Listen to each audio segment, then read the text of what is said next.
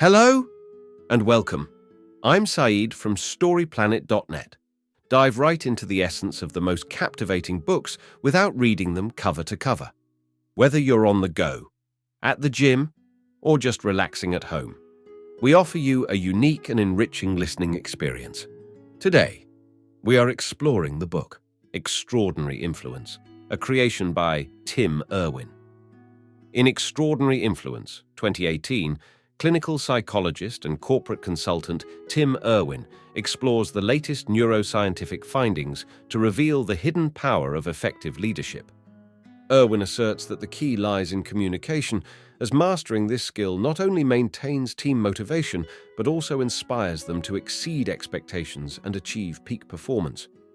Before we delve into these revelations, it's interesting to note that Tim Irwin is a well-known consultant who has extensive experience working with notable companies in North and South America. He studied organizational and clinical psychology at Georgia State University and now serves as an adjunct professor at his alma mater.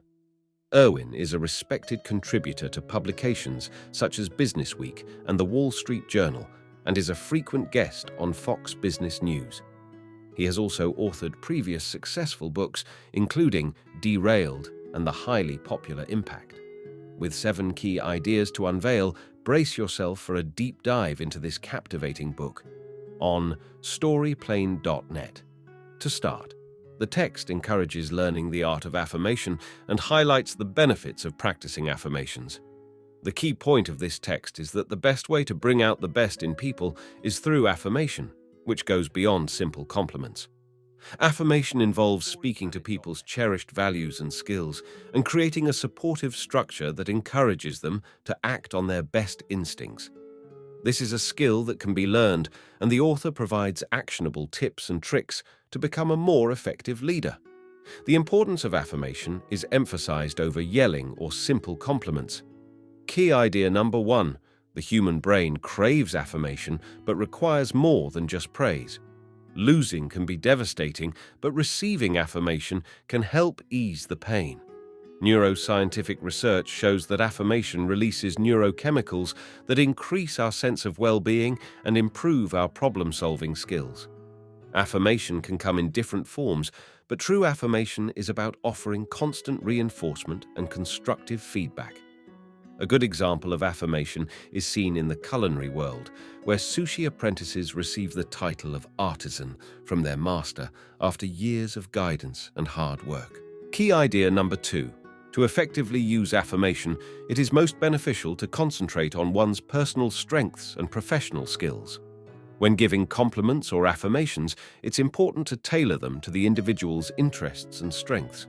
Understanding their personality type can help guide your approach. Praising doers for their accomplishments, advocates for their team-building skills, idealists for their integrity, and challengers for their innovative thinking can be effective. It's also important to highlight the specific qualities that contributed to their success and showed genuine interest in their achievements. This kind of affirmation fosters a sense of support and motivation. Key idea number 3. Effective affirmation is a powerful tool that can reinforce people's core values. It is important to choose the right words when offering affirmation. The core of a person's values is still debated, but effective communicators know that values reside there. Values are formed through self-reflection and the influence of others. Affirming values requires thoughtfulness and the right words. Courage and humility are key concepts when affirming others. Recognizing courage in standing up to a difficult situation and affirming humility in sharing praise are important ways to affirm someone's values. Key idea number 4. Public criticism has long-term detrimental effects on the brain. The text discusses the negative effects of criticism on the brain. It mentions a study that shows criticism activates the amygdala, which is responsible for the flight or fight response. Another study suggests that criticism impairs cognitive functioning and undermines creativity and self-reflection. Public criticism is particularly damaging as it triggers negative emotions and a sense of rejection from the peer group. The text advises keeping criticism private and making affirmation and praise public. Key idea number 5. Rebuilding trust is crucial for companies to overcome crises. Positive leadership and affirmation played a crucial role in turning around Tyco International during a crisis. Eric Pillmore, appointed as Vice President of Corporate Governance, focused on rebuilding trust in individuals and establishing group trust. He organized meetings where employees could voice their concerns and address the issues, which resulted in restored trust and standing ovations from previously angry employees. Further meetings focused on transparency and accountability within teams, leading to a perfect corporate accountability score in 2007. Tyco's rating had improved significantly from 2002. Key idea number 6. Companies are increasingly incorporating affirmation into their performance review systems. Traditional performance reviews are often uncomfortable and stressful for employees.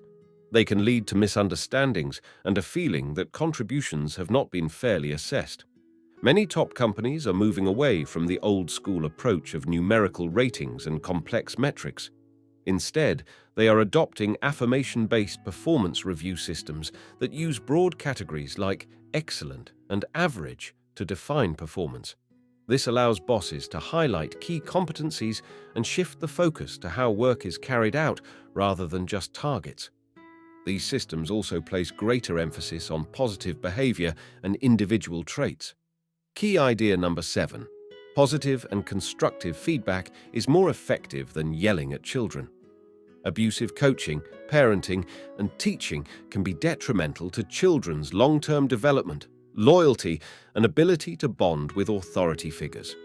Yelling and criticism may get short-term results, but ultimately backfire. Affirmative feedback, relating a child's behavior to their aspirations, is a more effective strategy. The same applies in the classroom. Affirmation is a powerful tool for parents, managers, and anyone aiming to communicate effectively. In conclusion, the scientific consensus is that affirmation has a positive effect on the brain, while unconstructive criticism has a negative effect. Affirmation involves speaking to people's core competencies, values, and strengths. To become better at affirming others, develop self-awareness through journaling. The book Hannibal and Me by Andreas Kluth explores the successes and failures of the Carthaginian general Hannibal and provides lessons on strategy and leadership. Thank you for listening to this summary. If you enjoyed this exploration, we invite you to discover other fascinating books on StoryPlanet.net. Don't wait any longer. A multitude of books, stories, and knowledge await you there. See you soon on StoryPlanet.net.